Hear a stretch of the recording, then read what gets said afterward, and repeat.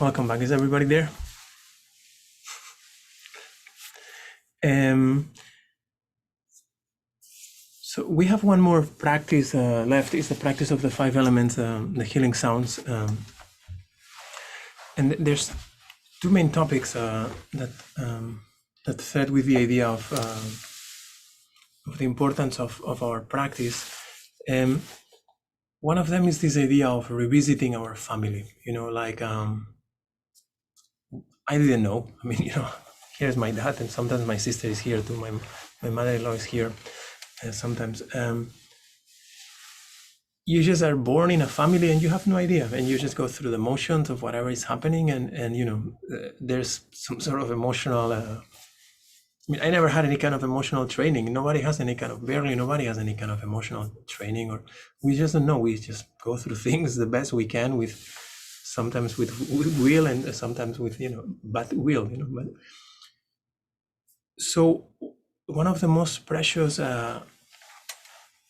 one of the key points of the Dharma is that to help us understand that our family, the family we're born into, or the family which we are adopted into, or the family where at some point we create, or it's the perfect structure for us to experience what we need to experience for us to unfold the results of previous actions of our energetic makeup. So there's really no point in wrestling with one's families, because you have basically put yourself there. That's like there's no other way to say it. Sometimes people say, oh, you choose your parents, spirit choose their parents. I don't know about that.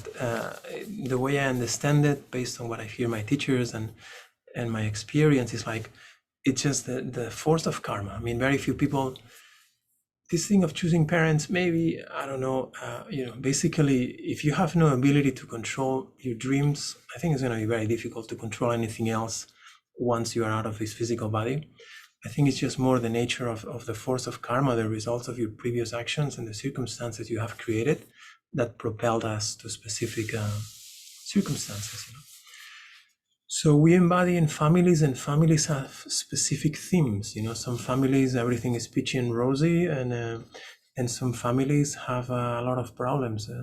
Some families, there's a lot of addiction issues. Some families, there's a lot of abuse issues. There are some families, there's lots of suicides, mental disorders, poverty, whatever. So and sometimes it's all mixed. But usually there's more of a theme. Every family tends to be one or two main themes.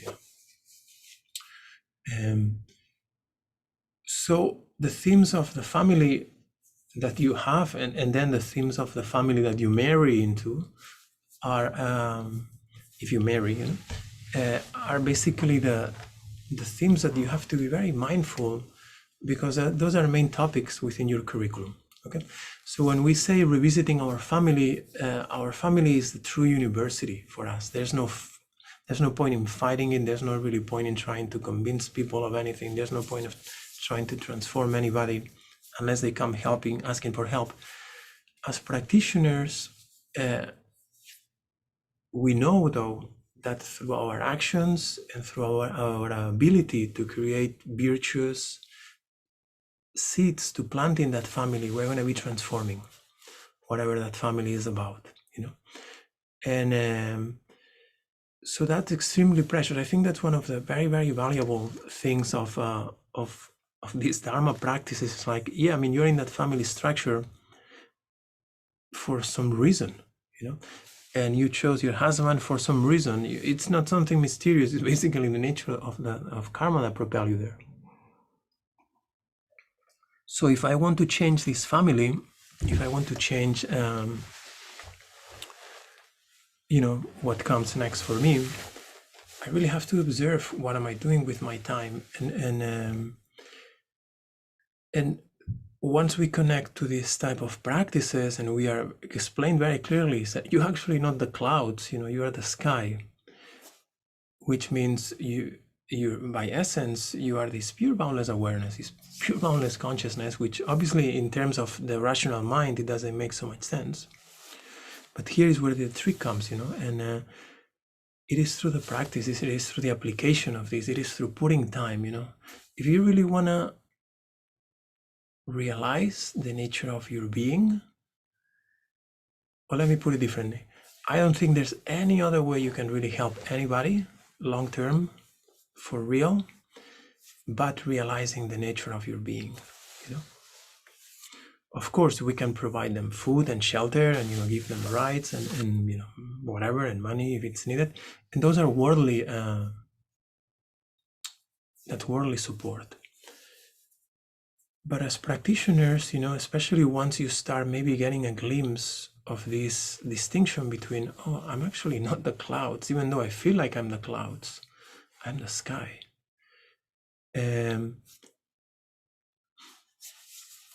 So then you realize, wow, this is a very precious opportunity to make a difference in my life, maybe to attain full and complete awakening. Through following some of the brief instructions I given today, it is said within our tradition that many practitioners have attained complete enlightenment, complete Buddhahood. This is the power of these things. So what is the difference between, those people who attain full and complete awakening and liberation and then became very of true service to others, and somebody like me, it's the amount of time that has been put into practice, so this is where we really determine, is this what I really want to attain, this kind of liberation, this kind of freedom, this kind of realization?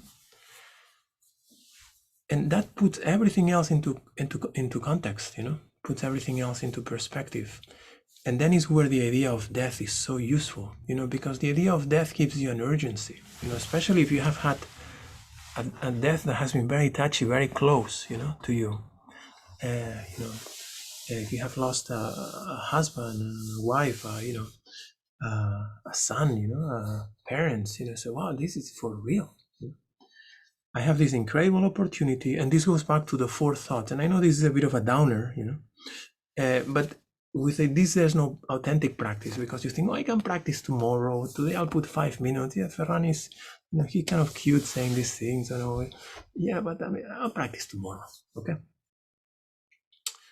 Oh yeah, I'm doing 5 minutes. I think I'm doing enough. Yeah, that's good. If you want the utmost results, you have to put the utmost practice. And none of you is getting any younger, None of me is getting any younger myself. And I know the world is very busy. And busyness will never end, like till the last second, So when we talk about death as an advisor, especially in the context of revisiting the family, on one side, we have this world calling for all these demands that are endless, and on the other side, we have the certainty of death. In the middle, we have the practices, we have the Dharma, we have the instructions, we have the intuition that we are much more than we are able to experience, because otherwise, all these emotions that we feel, fear, anxiety, all these things, are because there's a misalignment between our potential and the way we are living. Okay, so the Dharma gives us that potential, that path to experience this potential. So basically, all this comes down to, I would encourage everybody. I posted yesterday something on Facebook. I didn't get any likes. People don't like this. I posted an article from the New York Times of a nun, a Catholic nun, that has been promoting this thing called Memento Mori. Remember that you're going to die.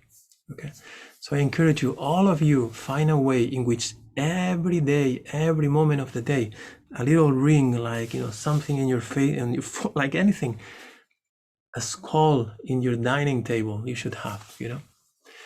Why would, for example, in the Catholic churches, that so pretty, so much gold, so the floor is filled. Catholic churches are cemeteries. There's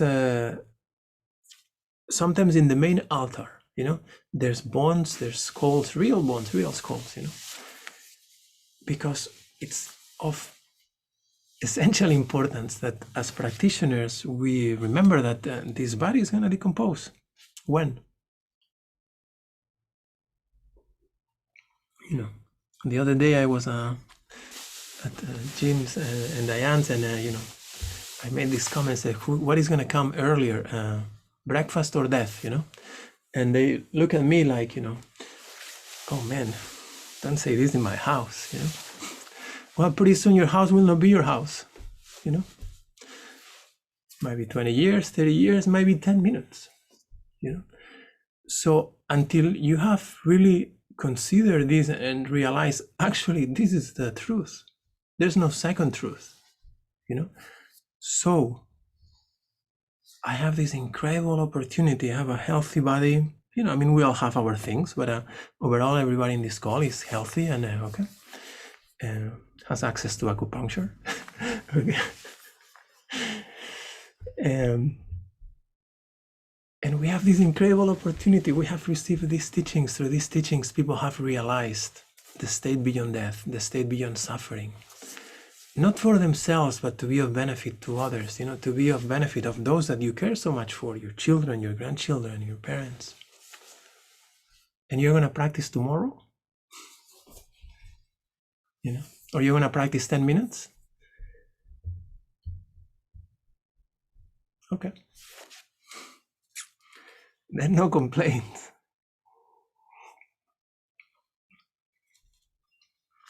Then don't complain when you incarnate again in a family that is a complete disaster again. Okay. There's no disaster. We have to support each other as practitioners and as friends, so many of us here are, even within, the whatever relationship we have, it's just friends, like a family of practitioners. And the real way we support each other is by putting the practices into practice,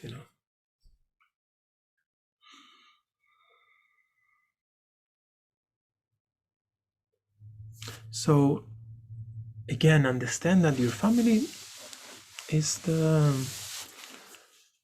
perfect place to be challenged, and to be loved, and to families have both like good qualities and qualities that are, we think need to be transformed because are causing self-harm, Even within my family that, there were many issues, or there are many issues, there's also so many good qualities, So we grow the good qualities and we transform the other qualities to the point that we realize that it's actually all a dream. But please, please, please, take the Memento Mori to heart, like put something in front of you that constantly reminds you, I'm going to die. This person is going to die. Everybody's going to die. How do I, if you kept in mind that, somebody was going to die, I'm sure you'd be nicer to them. Or maybe you'd be mean because they're going to get out anyway. So. Okay. No, your heart would go for them,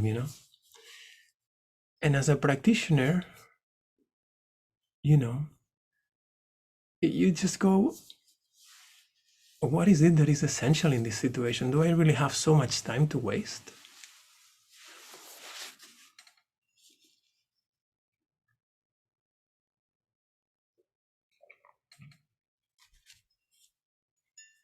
And all this really comes down to having faith in one's in the practice, It's very beautiful. Like I think of this often, how Jesus says in the Bible, I think it's Philip, whatever it's telling him, my mom died, can I go bury her? And he says, bury your mom, forget about it, come with me. Let the dead bury the dead, So I've been reflecting on that for years, trying to figure out, what does that mean? Jesus says it, it's important. Basically, it means to not waste time.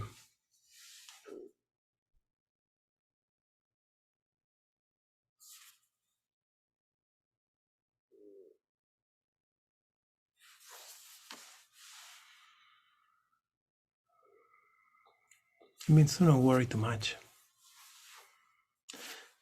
put in front of you what is essential, what is fundamental. I think I mentioned, I don't know if I mentioned, but my grandmother is going to be 99. My great uncle is 93, 94. So these people are, I mean, we're all. Well, somebody told me about this book the other day. He says, "Oh, I'm reading this book called the Buddha in the Death Row, when people are going to be killed." I don't read the book, but so I'm sure it's a wonderful book. But aren't we all in the death row? Okay. So yeah, my grandma maybe is a bit more because she's 99. And my uncle, my great uncle, and people who have worked very, very hard. And it's very interesting to observe what is going through people's minds at the end of their death, and before death, when they are aging, because that's what you're taking with you. Okay.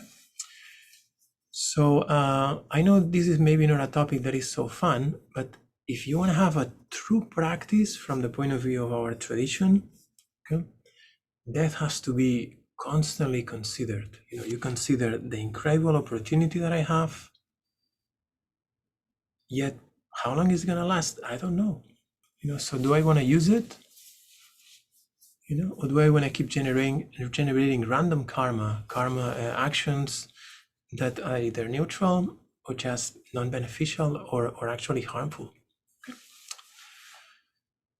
So once the practitioner is aware of the certainty of death, as aware of the certainty of death as the possibility of liberation from the cycle of birth and death, of the liberation of awakening in this very lifetime to be of service even more to others, then determines, what are the key points of practice. Number one key point of practice, awareness of being. Because in the moment that you are awareness of being, that you have awareness of being, you're free of death. You're dying. Let's pretend I'm dying now.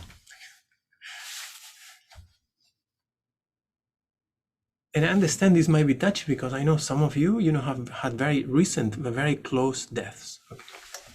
So by no means I mean to be rude, but there's no other way to put this, So you're dying, and you can be like passed out, or drugged, or you can remain that awareness of being. This is why we train in dream yoga, for example. This is why we train in this train in this arriving.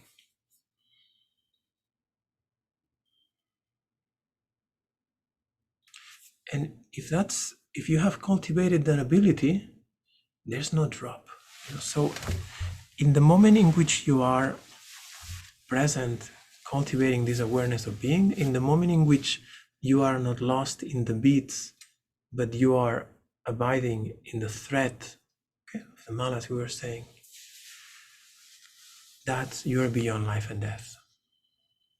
Okay, so that's the first instruction that is essential here. The second one is the cultivation of a loving heart.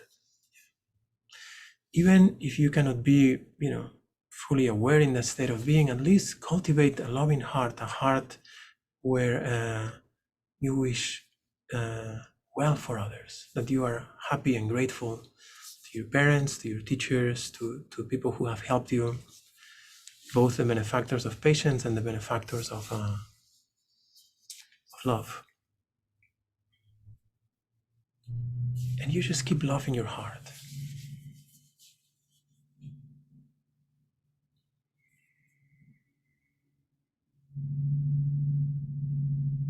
And those are the two key instructions. And the main supreme instruction is when you can abide in awareness of being with love in your heart.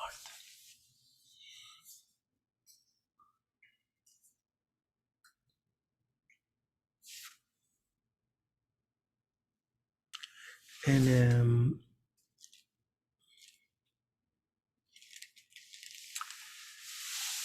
so one of the essential things here to approach this state of death with that kind of mindful loving awareness is to close cycles,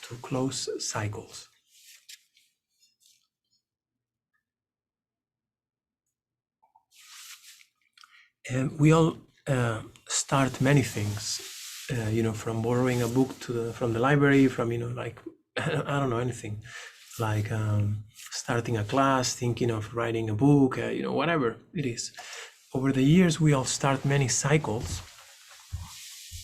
And when a cycle is completed, that energy comes back to us and strengthens our energy system, clears our awareness. Okay? When a cycle is left unfinished, when a cycle is left open, it's like almost like a wound that keeps leaking energy. Okay? So it's essential for all of us to make a list of all the cycles that we have open, and anything that is in your mind, because this is what I see. For example, my mother was telling me that my grandmother is having lots of dreams at night. Now I said she's going to be 99, and she has these dreams of things that happened 80 years ago, and she's living them today like it's happening right now. Okay? All those are imprints that are on the subconscious mind at different levels. Those are all cycles that were unresolved, that were unfinished. She's arguing with people and yelling at people, and she's a super loving person. I mean, she's one of my examples of how to be a good person. And yet, her and her brother, something very similar is happening to him too. Like, there's this profound sadness, all these things that are coming up. Okay. So these are all the cycles that as practitioners we want to complete. We want to make a list of all the things that are from, returning a book to a friend, if we owe some money, trying to pay that back, whatever it is, to bigger cycles of, deep emotional wounds. Okay, so you just make all the things that are open, and you just start crossing them and finishing them, and things that were important for you that, you always wanted to become a sailor and you never did, and that's stuck in your heart, So you have to be creative and find ways to resolve that, because those are things that are actually reducing the amount of available resources you have to process yourself in day to day, and you process your practice.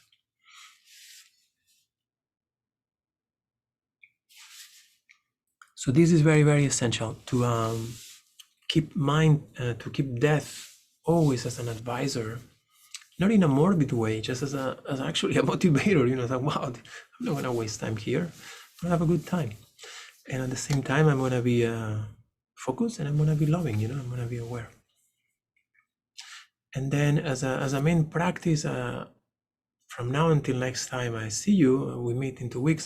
I really encourage you to get a notebook and start writing things down that you feel are unfinished.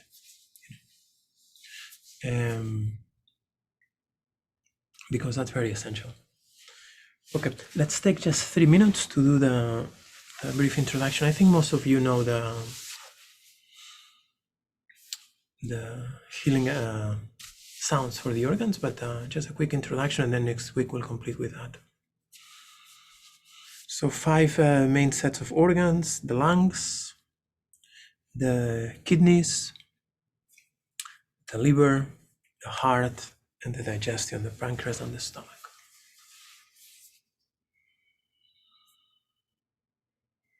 So bring the attention to the lungs, smile to the lungs. And if you click there, this link that Pam and Andy very kindly posted there's a chart that looks like this, that is in color.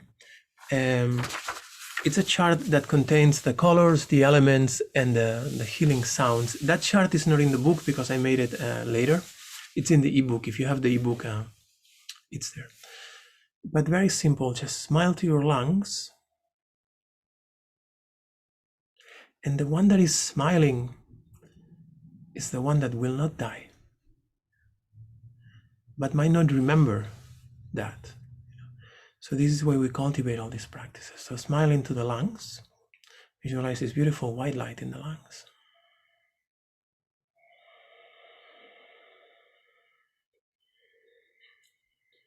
And then as you exhale, you're going to make the sound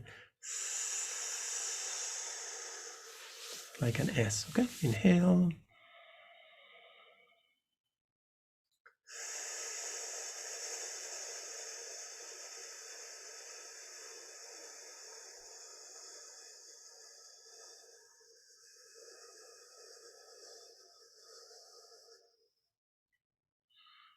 and feel the lungs very happy.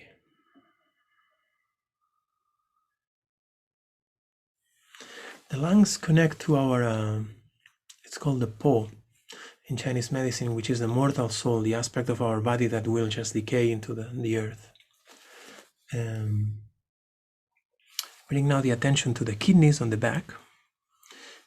Smile to the kidneys, visualizing this beautiful blue light, like dark indigo light, like the ocean, deep ocean.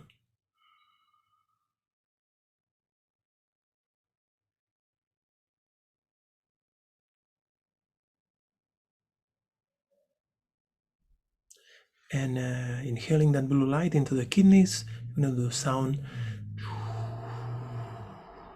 Okay, inhale.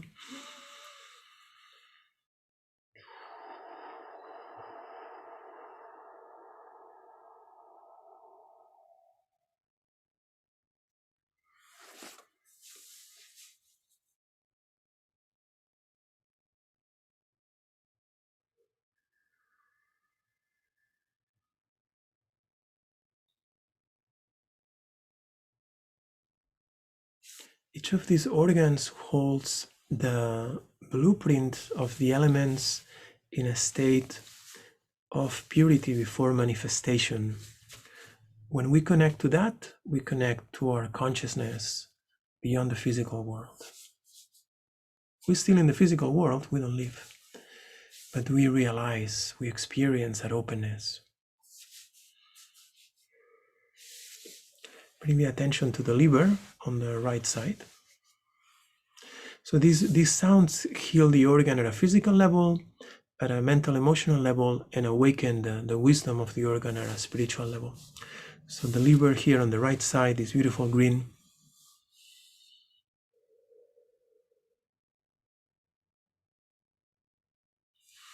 And the sound. Okay, so inhale, beautiful green.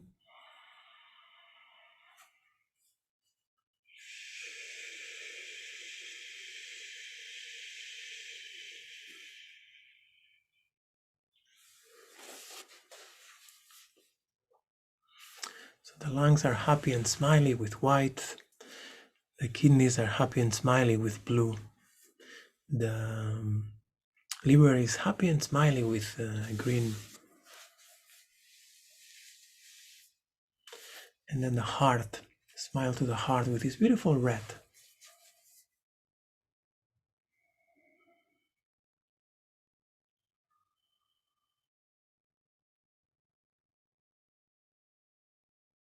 And then bringing the red, the golden red into the heart. I'm going to do the sound like a beautiful soft ah.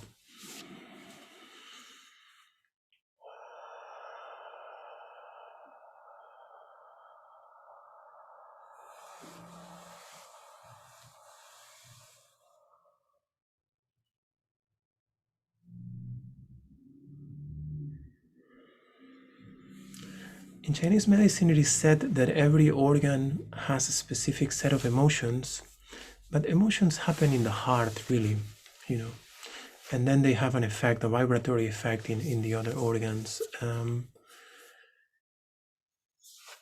So bring now the attention into from the smiley heart, bring the attention into the stomach and the digestive system. And again, going back to this idea of the mindfulness of death, it's like we make these lists to complete things, especially things that are important, things that we have to talk to people about, things that we might have to apologize, or things that we have to forgive, especially grudges that we have to let go of, And you want to do that, obviously you have to be skillful, but you don't want to wait. You don't want to wait. Today is the day. So bring the orange color or yellow into the spleen, the pancreas, the stomach. And the sound.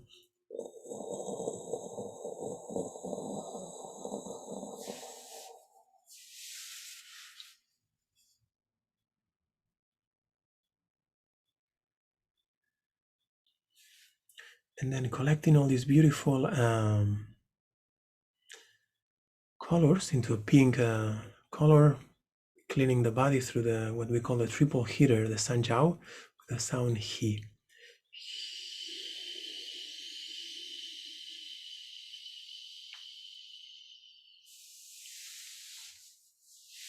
3 times.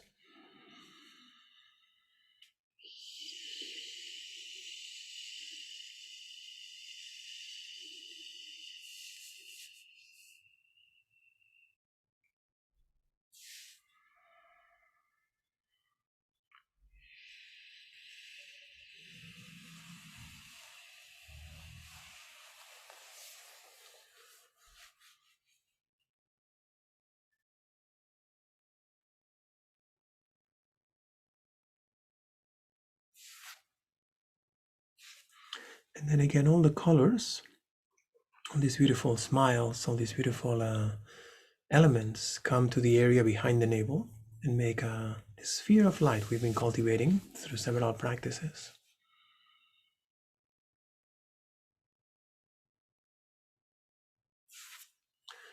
And that sphere of light sometimes is also called the immortal fetus, like the inner embryo, the immortal, the seat of our immortal awareness.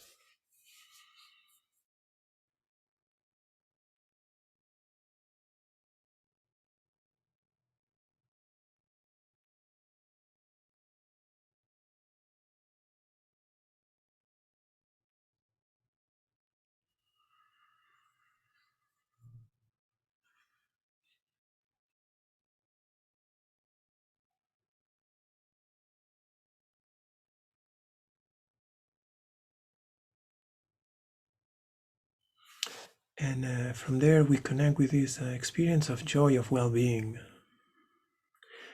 It's so, for the world is contradictory, because we talk about death, we talk about these things that sound morbid, but for a practitioner, there's a profound joy, a profound sense of freedom that comes with acknowledging that and putting that right on the table and saying, wow, I have the pure potentiality of attaining the state of complete bliss, which is full awakening.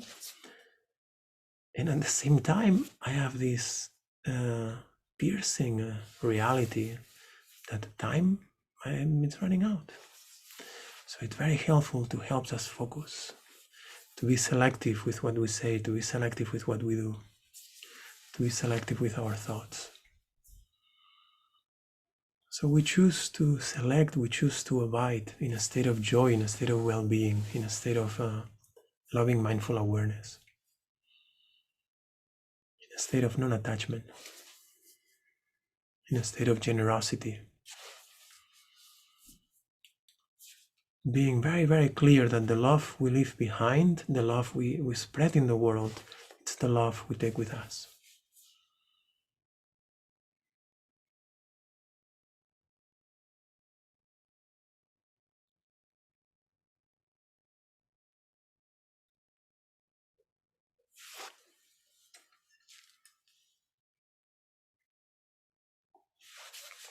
And whatever virtue, whatever positive merit we have generated through our practice, through our reflections, through our awareness,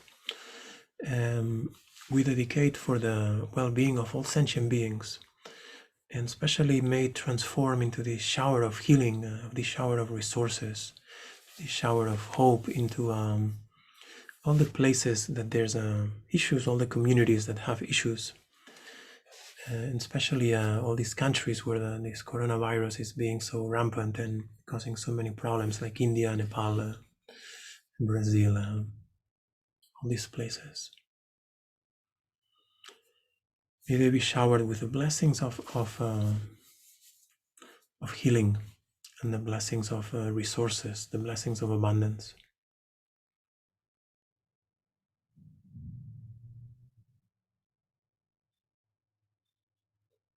And may the sublime awakened mind, the mind of bodhicitta, the mind that wishes to practice, to be of benefit to others, the mind that realizes that it's not that there's anything wrong with being distracted. I mean, you can be distracted, or you can be just, enjoying whatever you're doing. But there's, if our purpose is to really be of service to those we love, those who have come before us have marked a path that is very clear to a state that is of much, much profound depth. So we pray that through the merit of our practice, we may commit deeper to this practice, and as well all sentient beings. So whatever that mind has awakened, may it never decrease, but continue to increase forevermore.